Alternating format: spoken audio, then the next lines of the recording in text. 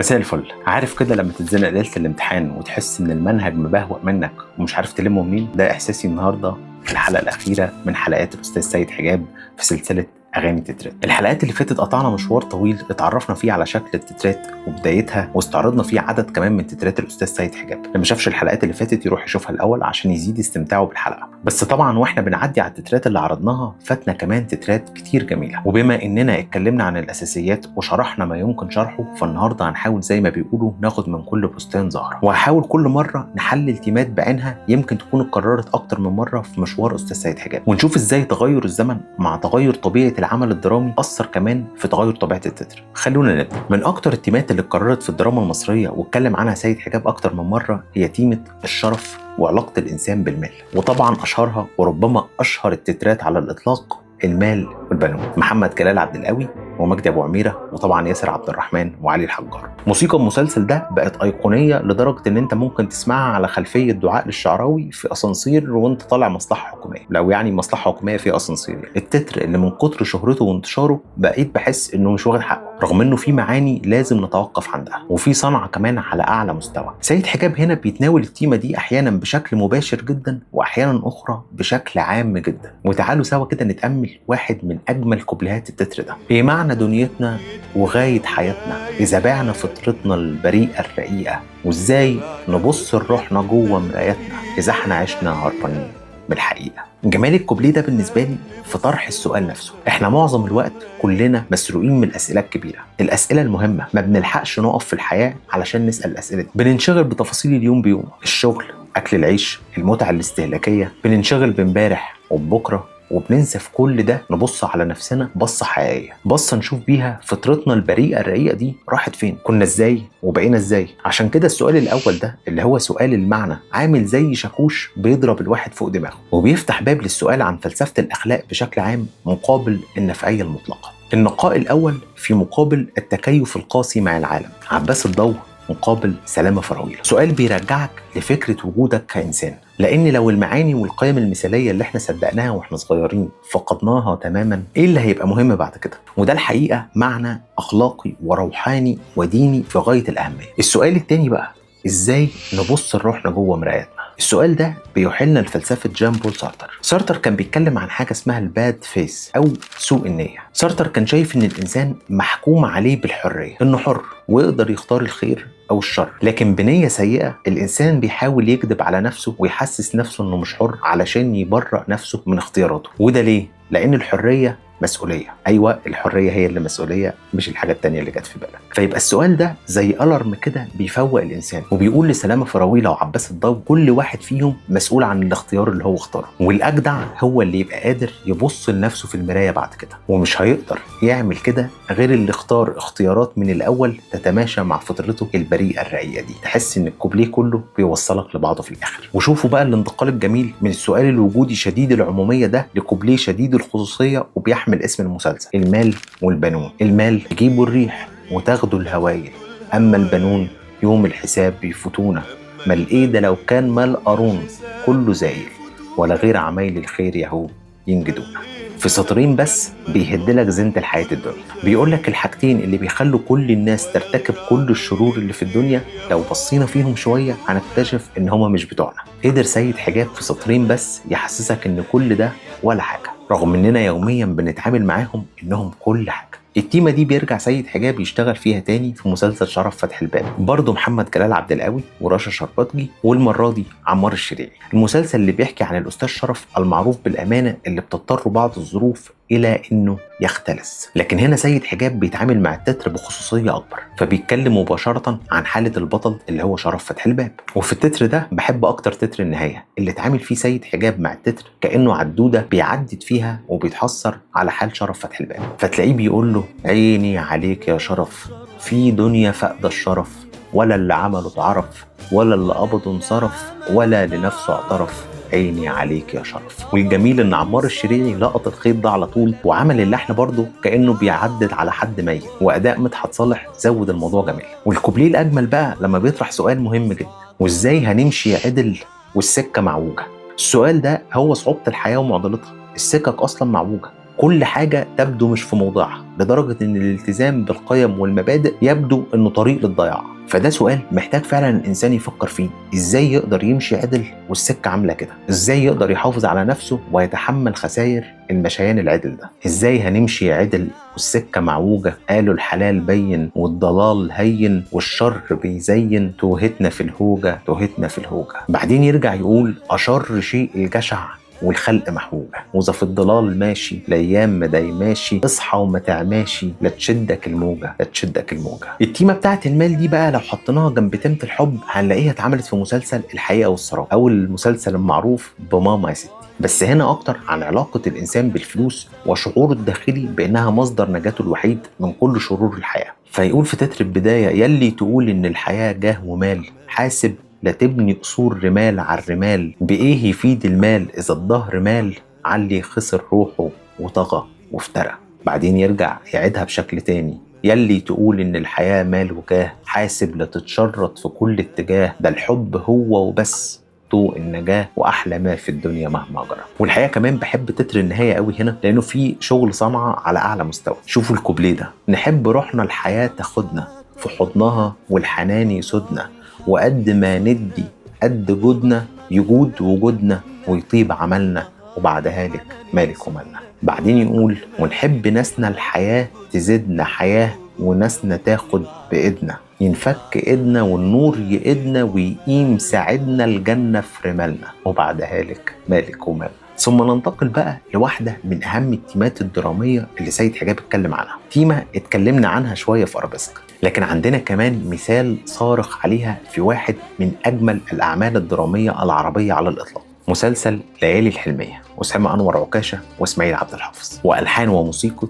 ميشيل المصري. وهنا أول حاجة ملفتة للنظر إن ملحمة كبيرة زي دي مليانة أشخاص وأبطال وأحداث مختلفة، من الصعب جدا كتابة تتر ليها، خصوصا إن الحدوتة دي ملهاش بطل مطلق تقدر تتكلم عليه، لكن سيد حجاب بذكائه وثقافته قدر يكتشف البطل الحقيقي بتاع العمل ده، بطل واضح كل حاجة فعلا بتدور حواليه. والبطل هنا هو الزمن اللي كان شاغل أسامة أنور عكاشة في معظم كتابته. زي ما اتكلمنا في أرابيسك على تغير الزمن على مستوى الفرد اللي هو كان حسن أرابيسك هناك، هنا بنتكلم على تغير الزمن للمجتمع المصري كله، نطاق زمني أوسع، شخصيات متعددة ومن طبقات مختلفة. والعبقرية هنا تكمن في إنه إزاي ما تقولش أي حاجة خاصة بالأبطال أو الحدوتة في التتر، وفي نفس الوقت كل كلمة في التتر تكون بتحكي حاجة في المسلسل. كأن سيد حجاب لما قرر إنه ما يشاورش على حاجة خالص كان بيشاور على كل حاجة في نفس الوقت، وده على مستوى الكتابة صعب لأقصى درجة. وهنا تيمة الزمن دي مرتبطة بالمكان، وببساطة خالص وببصة بسيطة جدا على اسم المسلسل هتكتشف ده: ليالي الحلمية. ليالي اللي بتعبر عن الزمان، والحلمية اللي بتعبر عن المكان اللي هو مصر الكبيرة متمثلة في الحيز الأصغر اللي هو الحلمية. وشوفوا بس الجملة البديعة دي: منين بيجي الشجن من اختلاف الزمن. خلاص انت خلاص فهمت المسلسل ده بيتكلم عن ايه، فهمت معضلة الشخصيات ومعضلة مصر اللي شايلة الشخصيات دي كلها، اختلاف القيم اللي مع كل عصر بيعاد تشكيلها من تاني، والابطال اللي مفترض يجاروا كل التغييرات دي وهم محافظين على براءتهم. هو ده مصدر شجن الابطال، ان الزمن بيتغير. عشان كده يسأل سؤال شديد الأهمية: ليه يا زمان ما سبتناش ابرياء، واخدنا ليه في طريق ما منوش رجوع، اقسى همومنا يفجر السخرية، واقوى ضحكة تتوه في بحر الدموع. الطريق اللي ما منوش رجوع طريق الزمن اللي بيطلع لقدام بس ومش ممكن يرجع ورا ابدا. والمفارقه اللي في السطرين الاخرى دول عشان مجاراة الزمن ومسيرته بتخلق الدرجه دي من التناقض اللي ناتج اساسا من الرغبه الانسانيه في التماهي مع الزمن ده، ان الفرد ما يحسش باغترابه جوه العالم اللي هو عايش فيه، فيبقى مضطر يجاريه بدل ما يقاومه. وشوفوا ازاي كل الكوبليهات التانية هتفضل تدور حوالين فكرة الزمن دي. كل الافكار الاجتماعية والسياسية اصبح نقطة انطلاقها في التتر هو الزمن. شوفوا الكوبليه ده: من انكسار الروح في دوح الوطن، يجي احتضار الشوق في سجن البدن. هنا بيتكلم عن هزيمة الوطن، انكسار الروح. فين؟ في دوح الوطن. الدوح اللي هو جمع دوحة، اللي هي الشجرة العظيمة اللي بترمي ظل عظيم، يعني الروح المكسورة في أكتر مكان مفروض تحس فيه بالأمان، أكتر مكان مفروض يضلل عليها. إيه اللي بيحصل بقى لما تنكسر الروح دي؟ يجي احتضار الشوق في سجن البدن، كأن الشوق عايز يطير لكنه محبوس في سجن البدن المحدود. طب الشوق هنا لإيه؟ للحرية، للانتصار بعد الانكسار، لاستعادة الكرامة. الشوق هنا للنهار اللي بيجي بعد العتمة، والنهار علشان يجي بعد العتمة ايه اللي لازم يحصل؟ لازم يمر فترة من الزمن، والزمن ده وهو بيمر في حاجة لازم تحصل. ايه اللي بيحصل بقى؟ تيجي الجملة اللي بعدها توضح: من اختمار الحلم يجي النهار، يعود غريب الدار لأهل وسكن. اختمار الحلم، التعبير اللي معرفش ازاي جه في بال سيد حجاب، وما اعتقدش ان ممكن يتكرر تاني ابدا، خصوصا مع صعوبة لفظ اختمار. الحلم اللي زي العجينة لازم يختمر، يتخمر يعني، ياخد وقته، يفوت عليه زمن، نقطة الانطلاق اللي احنا اتكلمنا عليها، يعيش في قلوب صحابه أطول فترة ممكنة، وبعد ما يعيش ويتخمر يجي النهار، ولما يجي النهار يعود غريب الدار لأهل وسكن. تخلص حالة الاغتراب، والاغتراب هنا بقى اغتراب زمان ومكان في نفس الوقت، لأن المنكسر في وطنه ما بيقدرش يحس بوجوده الحقيقي، وما يقدرش يحس بالأهل والسكن إلا وهو رافع راسه ومنتصر. وبشكل شخصي جدا أنا بحس إن الكوبليه ده بيتكلم عن نكسة 67 واستعادة الكرامة في 73. مش بيتكلم عنها بشكل مباشر صحيح، لكن بحس إن هو قاصد اللحظة الزمنية دي. وشوفوا بقى في تتر النهاية الكوبليه الرائع اللي مليان شجن ده، اللي فيه سيد حجاب على لسان الأبطال بيترجى الزمن إن هو يبطأ حركته شوية. ما تسرسبيش يا سننا من بين ايدينا، ولا تنتهيش، ده احنا يا دوب ابتدينا، واللي له اول بكره هيبان له اخر، وبكره تفرج مهما ضاقت علينا. بعدين يقول لابد من بكره اللي طال انتظاره، ده مهما طال الليل بيطلع نهاره، ومهما طال ضرب الهموم والمساخر لابد ما يعود المسافر لداره. لكن تمت الزمن دي ما خلصتش هنا، لان سيد حجاب بيرجع سنه 97 يتكلم عنها تاني في هوانم جاردن سيتي مع احمد صقر ومنى نور الدين وراجح داوود وهدى عمار. تتر مختلف من نوعه وغريب عن شكل التترات في الوقت ده، وهنا الزمن طبعه مختلف شويه. هنا الحنين للزمن القديم، الزمن اللي اتغير خلاص وما عادش راجع، لكن لسه في درجه من التمسك بيه مع حاله التوهان في الزمن الجديد، لكن مش بشكل مأساوي، بشكل رومانسي شويه. فتلاقي سيد حجاب بدأ التتر: يا روايح الزمن الجميل هفهفي، وخدينا للماضي وسحره الخفي. وسحره الخفي دي مهمة جدا جدا، لأن محدش أبدا عارف ليه الماضي دايما له سحر مختلف كده، سحر نابع بس من كونه شيء فات ومعناش قادرين نمسكه، وكأن فوتانه ده أضاف له شيء ما كانش موجود لما كان حاضر. فاهم حاجة؟ ورفرفي يا قلوبنا فوق اللي فات، وبصي للي جاي وانتي بترفرفي. يا روايح الزمن الجميل للسنين بتطفي في قلوبنا حنان الحنين. وده تعبير شديد الجمال بالنسبة لي، حنان الحنين، وكأن الإنسان بيستلذ الشعور بتاع الحنين ده لأنه فيه شيء من الحنان، كأنه بيستدعي الحنين ده علشان يحس بالحنان اللي فيه. طب هنا فاهم حاجة؟ ولا احنا عارفين احنا مين ولا فين، والفين هيحدفنا زماننا الضنين، ليه كل مرة ننطلق نتكفي؟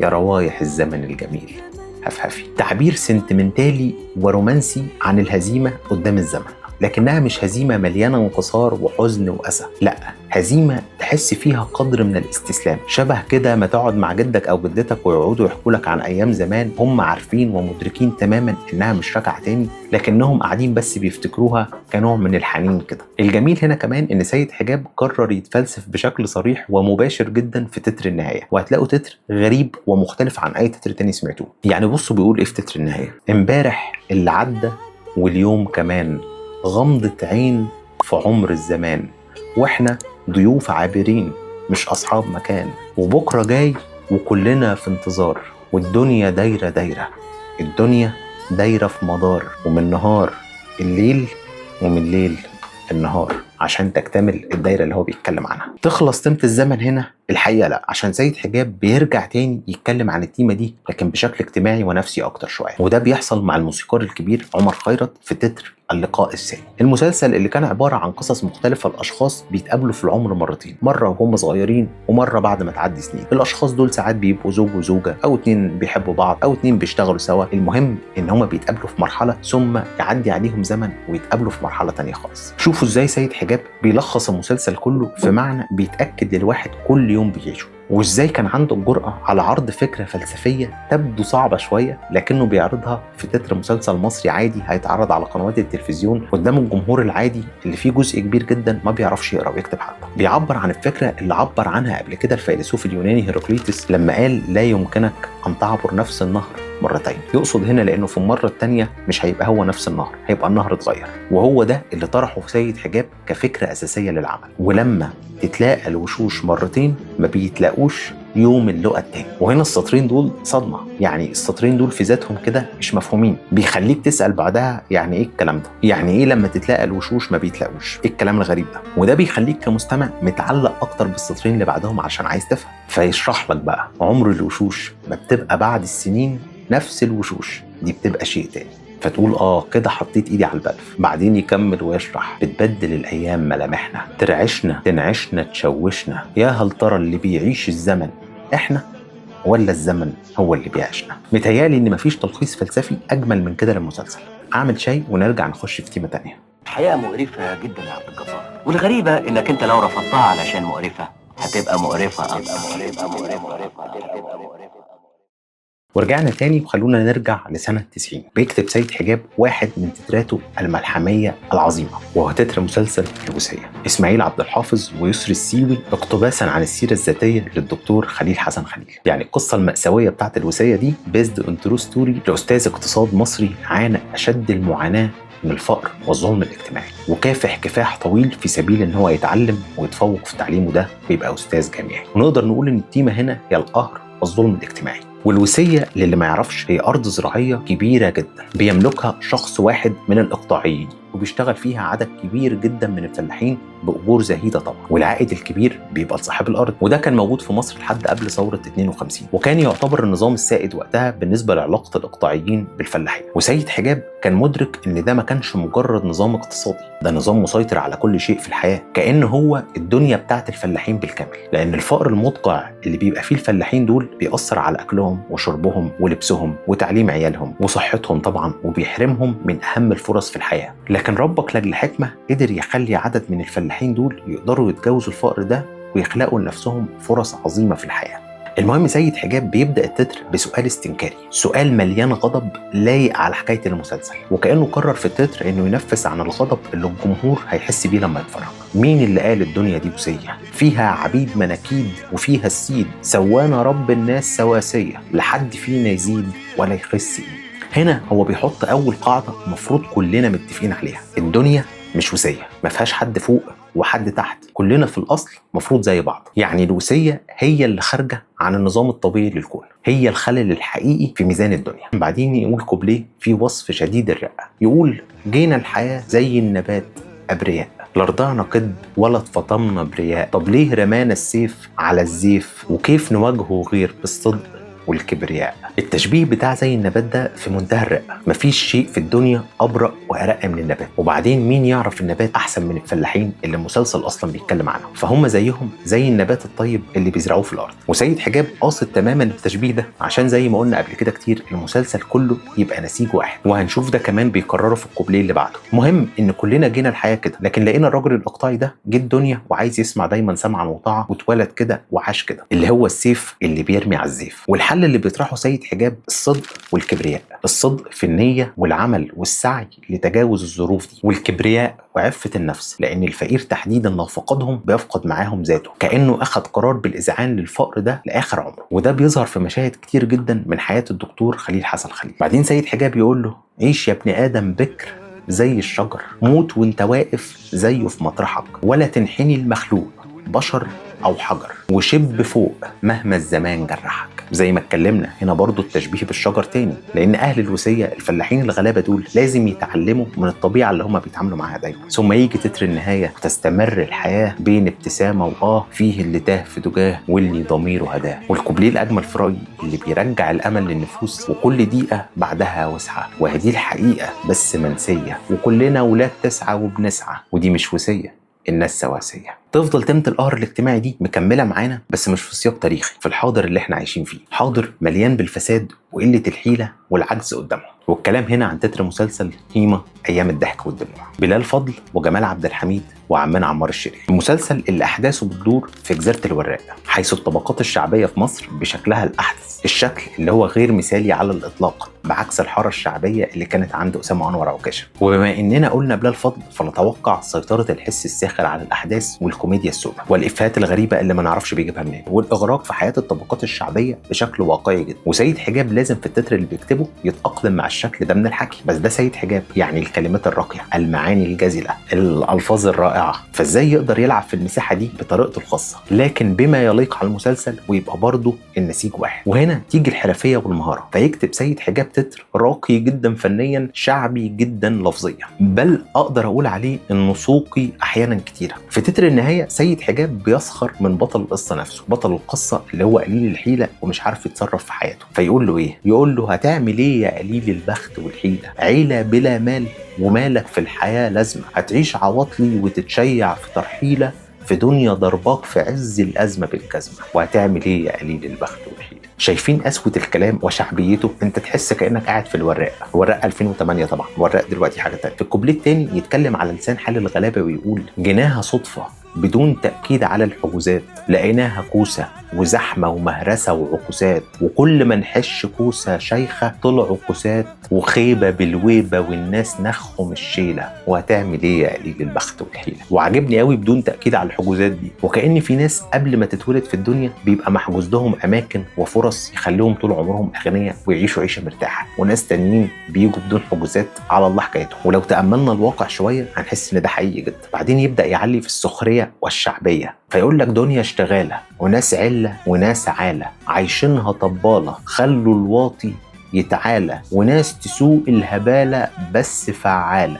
تديها ضحكة تشخرم اي فشكيله، وهتعمل ايه يا قليل البخت والحيله. وهنا خلاص الالفاظ بقت سوقيه فعلا، وده سيد حجاب ما رحلوش كتير في شغله الحقيقه الا لما بيتطلب الامر في تتر زي ده. يعني وصف الدنيا بانها اشتغاله، ولفظ اشتغاله اصلا في 2008 ده كان يعتبر جديد لسه، فبعد ما كان في كناريا مثلا بيقول دنيا شقه اكلنا عيشها، بقى بيقول دنيا اشتغاله. وكذلك لفظ طباله، حتى الواطي، لفظ الواطي يعني لفظ غير متكرر ومش مألوف قوي ان هو يستخدم في اغنيه تتر تحديدا، لكن لما يبقى المسلسل شعبي ساخر سيد حجاب بيبقى شبه المسلسل بتاعه وكأنه جاي من حارة شعبية، فيعرف يعمل ده في نفس الوقت لما تتأمل المعاني تلاقيها شديدة الرقي. وطبعا مش هتكلم عن لفظة شخرم اللي هو أكيد ما اتكررش في أي أغنية تانية. في نفس الوقت معالم الصنعة المميزة موجودة، التناغم اللفظي والجلسات البديعة، علة عالة فعالة يتعالى طبالة هبالة. وجميل قوي المعنى الجميل بتاع الناس الغلابة اللي بيدوها ضحكة تشخرم أي فشكلة، الناس اللي ما عندهمش أي حيلة غير إن هم يضحكوا على الكبار. وبما اننا ذكرنا هيما والمناطق الشعبيه، فتعالوا نبص على سيد حجاب وهو بيتكلم عن الحاره الشعبيه بس في سياق تاني خالص مختلف عن ده. قبل تتر هيما ب6 سنين، في واحد من اجمل التترات اللي في رايي ما خدتش حقها خالص، اميره في عابدين. وشوفوا الفرق بين التترين وقراءه التغيرات الاجتماعيه اللي بتحصل في المجتمع واللي بدورها بتتغير مع كتاب السيناريو المختلفين. فاميره في عابدين 2002 بتاعت اسامه انور وعكاشه واحمد صقر اكيد هتختلف اختلاف كبير عن هيما بلال فضل وجمال عبد الحميد في 2008. او ربما الحقيقه يكون الحاره الشعبيه شكلها اتغير قبل كده بكتير، بس اسامه انور وعكاشه كان دايما متمسك برؤيته الطيبه للحاره دي. اميره في عابدين بيحكي عن اميره اللي جوزها بيستشهد في حرب الاستنزاف وبيسيب لها جمال وغاده، وبتتجوز بعده محامي، وبتتنقل من عابدين للزمالك، ومعاها بتتنقل لطبقه اجتماعيه وماديه مختلفه تماما، فيلل وثروات وشركات، وبتسيب عابدين لمده 27 سنه لحد ما جوزها بيسافر بره مصر هربا من مشاكل ماديه وفساد متعلق بثرواتها. فبتضطر هنا اميره للعوده لاصلها اللي هو حي عابدين. كل الحدوته دي سيد حجاب بيلخصها في كوبليه واحد: يلي الزمان خدكم لفوق في صعوده، ورجع وخان ضعته في بروقه ورعوده، عودوا لاصولكم تاني للاصل عودوا، ده اللي يمد جذوره يشتد عوده، حكمه وقالوها جدودكم الخالدين، وادي اميره في عابدين. ركز بقى في دقه المعاني اللي بيختارها سيد حجاب. يلي الزمان خدكم لفوق في صعوده، الزمن هو اللي خدكم، انتوا ما كنتوش السبب في انكم تطلعوا فوق، لا الزمن اتغير وكل اللي حصل ان هو طالع فوق خدكم معاه. وده كلام ممكن نعتبره موجه لاميره او لطبقه الاغنياء الجدد عموما اللي قدروا يحققوا اقصى استفاده من تغير الزمن ده، لكنهم في الحقيقه مش هم اللي طلعوا، مش هم اللي عفروا علشان يكونوا في المكان ده بشكل شريف. ورجع وخان ضعته في بروقه ورعوده، الزمن برضه هو اللي خان، لان اميره ما كانش ليها اي ذنب في اللي حصل ده. فالابطال هنا مش مخيرين خالص، هم اتحركوا مع الزمن في صعوده، ولما هبط رجعوا معاه في هبوطه كانهم مجرد ريشه في مهب الريح. طيب نعمل ايه بقى يا عم سيد؟ عودوا لاصولكم تاني، للاصل عودوا. اميره ترجع من الزمالك لعابدين، الاصل بتاعها ليه؟ عشان اللي يمد جذوره يشتد عوده. ومتهيألي ده ممكن يفكرنا قوي بامسك في نفسك لا العيله تمسكك واهلك يا تهلك بتاعت ارابيسك. وهنا لما تيجي تبص على الالفاظ هتلاقي الالفاظ اصلا اقرب للفصحى وبعيده تماما عن الاستخدامات الشعبيه بتاع اليومين دول، لان كمان عابدين في المسلسل ده تبدو من زمن اكثر رقي واصاله بكتير. سيد حجاب في كل اعماله اتكلم عن مصر، لكن في تترات بعينها كانت موجهه لمصر وفي لحظات حاسمه جدا. من ضمنها تتر اتعمل بعد حروب الاستنزاف وانتشار ظاهره التطرف والارهاب في مصر. طبعا قضيه الارهاب دي كانت شغله واحد من اهم كتاب مصر وقتها، هو الاستاذ وحيد حامد، اللي بيجي سنه 94 ويعمل مع اسماعيل عبد الحافظ مسلسل العائده، ويكلفوا سيد حجاب وعمار الشريعي ان هم يعملوا التتر، وطبعا معاهم انغام. التتر بقى اللي احنا بنسمعه لحد النهارده مش هو خالص التتر اللي كان معمول في الاول وكانوا متفقين عليه لحد ليله عرض المسلسل، لما سمعوا الاستاذ وحيد حامد وقال لا التتر ده مش ممكن ينزل كده، لازم يتعدل ويتعمل من اول وجديد، عشان انغام تفاجأ بعمار الشريعي في اول ليله من ليالي رمضان بيكلمها عن المسلسل اللي هيتعرض بكره ويقول لها تعالي حالا هنغير التتر كله. وتخيل معايا ان هذا التتر العظيم اتلحن وتوزع وتسجل وتمكسج وكل الكلام ده في يوم واحد. انغام بتحكي ان وقتها حتى ما كانش فيه عازفين كمان يقدروا يعزفوا مع عمار الشريعي، فعمار الشريعي اضطر يعزف الكمانجات كلها على الاورج وشاركوا بس عازفين الايقاع. طب ايه تحديدا اسباب الخلاف وايه التتر القديم اصلا؟ التتر القديم الحقيقه موجود واظن انه اتعرض في حلقه من حلقات الاستاذه منى الشاذلي، وسبب الخلاف ببساطه كده من الحكايات ان استاذ وحيد حامد كان شايف ان التتر حاد شويه وانه شبه الاغاني اللي بتتعمل في حاله الحرب، وهو كان مهتم ان الحاله يكون فيها مشاعر اكتر من كده. شوفوا بقى تتر البدايه لما بقى فيه مشاعر بقى عامل ازاي. حلي ضفايرك ضليله ولملمينا يا اصيله، عشاق ترابك احبابك وكلنا اهل وعيله، احنا اللي يوم الفدا روحنا نفديكي ونضحي بروحنا، وضحكنا حتى على جروحنا ضحكتنا هونت الشيله. وواقفه بس على جنب كده، فاكرين في تتر هيما لما كان بيقول تديها ضحكه تشخرم اي مشكله، ودلوقتي ضحكتنا هونت الشيله، نفس المعنى بالظبط، بس شايفين ازاي عنده القدره انه يعبر عن نفس المعنى بطرق مختلفه تناسب الحاله الدراميه دي. كأن سيد حجاب عنده قدره انه يفعل كل طاقته الشعريه جوه قالب العمل الدرامي ويبقى جزء اصيل منه. وشوفوا المقطع ده، نديكي حب وتدينا ونمد للشمس ايدينا، ولو تعبنا تلاقينا ناخد في حضنك تعسيله. تعبير ناخد في حضنك تعسيله من انغام وهي بتكلم مصر تعبير جديد ومفاجئ وصادم، ومتهيألي ان ده اللي كان استاذ وحيد حامد بيدور عليه في المسلسل، الشعور ده بتاع المواطنين اللي حاسين ان مصر دي امهم ويقدروا ياخدوا في حضنها تعسيله. تتر النهاية كمان جميل جدا وبيتكلم عن الوطن بصياغة الغائب المذكر بدل ما بيتكلم عن مصر كمؤنث. طبعا اقصدوه اقصدوه، ابعدوا عنه الهوايل، وانجدوه انجدوه، وانصروه انصروه، الأصيل حلو الشمايل، واسعدوه اسعدوه، الناس ورا النظرة البهتة على الأمل صحية وبيتة، مهما الليالي تكون فايتة بكرة جاي قوموا قابلوه، شايلة الأمل طفل في حجري ومسيره يوم يحبي ويجري، عمرك يا ضلمة ما تستجري تسدي باب الناس فتحوه، اقصدوه، اندارت الدنيا علينا وليلت من حوالينا، نتلم في حضان أهالينا وإلا نتبعتر وانتوا اقصدوه. وطبعا كمان من اشهر تترات سيد حجاب عن مصر هو بوابة الحلواني، اللي اشهر جمله اللي بنى مصر كان في الاصل حلواني. لكن الحقيقه انا حابب اتكلم اكتر عن تتر معروف اقل بكتير من بوابة الحلواني ومهم جدا ويمثل مصر جدا، وهو من التترات الخفيفه اللطيفه اللي بتعبر عن خفه دم المصريين. جحا المصري، يسري الجندي، مجدي ابو عميره، مدحت صالح، وعمار الشريعي. جحا الشخصيه المصريه اللي اخترعها المصريين او اعادوا تشكيلها علشان تتناسب مع روحهم الساخره. جحا اللي يعتبر اداه نقد سياسي واجتماعي، يبدو جاهل وغبي واحمق لكنه عبقري وحكيم، افعاله دايما تبدو بلهاء وغير منطقيه وملهاش معنى، لكن دايما برضو فيها قدر من الحكمه الساخره والدهاء، وسخريته مر علقه زي طبيعه المصريين لما بيسخروا من حد. شوفوا بقى سيد حجاب ازاي بيتكلم عن جحا المصري ده، وتاملوا الصنعه البديعه وملائمه الالفاظ والتراكيب لحاله جحا المصري ده. وادي جحا المصري شايفينه بحماره اللي انتوا عارفينه، جاي وضحكته في شفايفينه، سبقاه وحبايبه زفينه، حبايبه زفينه بيقولوا ايه بقى؟ هلت انوارك يا جحا، انت وحمارك يا جحا، من نارنا ونارك يا جحا، هزلك وهزارك يا جحا، ده بتاعنا وما احناش سالفينه، يحيى جحا وتحيا اسفينه. وجمله ده بتاعنا وما احناش سالفينه دي هي اهم حاجه في الكوبليه ده، لان فعلا جحا المصري ده اختراعنا.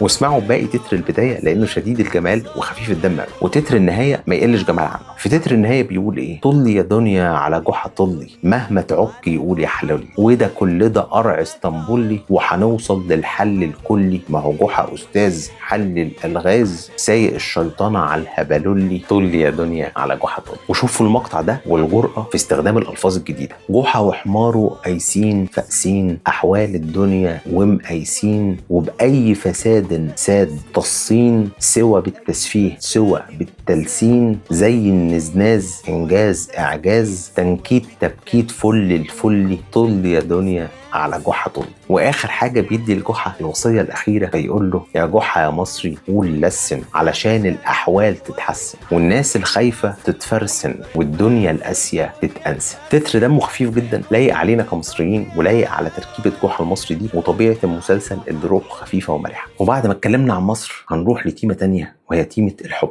واحد من اجمل التترات على الاطلاق بيتكلم في التيمه دي، مين اللي ما يحبش فاطمه؟ انيس منصور واحمد صقر، ميشيل المصري ومحمد ثروت. الحقيقه المسلسل ده اصلا معقد دراميا شويه، والتتر ده طول الوقت بيحاول يقول للبطل حاجه واحده بس، ان فاطمه غصب عنك كان لازم تحبها، فاطمه ما ينفعش ما تتحبش في الظروف اللي انت فيها، محدش يقدر ما يحبهاش. وليه ده كله؟ لان فاطمه شيء خارج هذا العالم وماشيه عكس اتجاه الحياه تماما. تعالوا نشوف ازاي قال ده كله بكذا طريقه، وفي نفس الوقت ما فوتش على نفسه تيمه الغربه اللي كانت جزء رئيسي من درامه المسلسل ده. بدايه التتر والمفتتح بتاعه يخض بين ريح وامواج متلاطمه واسود غطيس واصفر رنان، وصف للدنيا اللي عايش فيها البطل اللي هو احمد عبد العزيز، الدنيا الصعبه اللي مليانه صراعات وضلمه كحل نور يعمل عين، والبطل طول الوقت عايش في التقلبات دي. وشوفوا صعوبه وقساوه الالفاظ، متلاطمه وغطيس ورنان، الفاظ حتى مش مستخدمه في العادي قوي. بعدين السطرين اللي بعدهم يقول له ببساطه، وسط بقى كل الحاجات دي مين اللي ما يحبش فاطمه